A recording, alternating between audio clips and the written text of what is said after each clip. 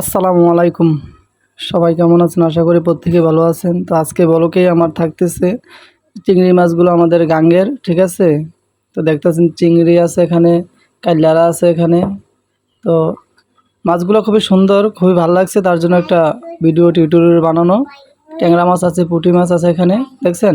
শিং মাছ আছে, মানে এই মাছগুলা, ইচা মাছ আছে। মাছগুলো খুবই অস্থির মাছ।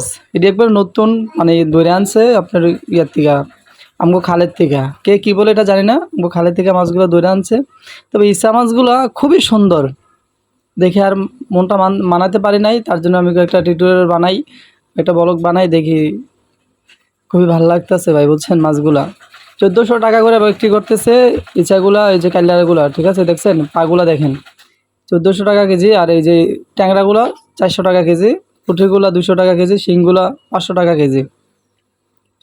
তো এগুলো মাছ ছিল আমাদের বারখাবাদে, কুমিল্লা মুরাদনগর বারখাবাদ জাফর ইউনিয়নে, ঠিক আছে? এটা হলো জাফর ইউনিয়ন পড়ছে আমাদের। তো এখানে মাছগুলো আমাকে বারখাবাদ বাজারে অনেক সময় এই মাছগুলো থাকে।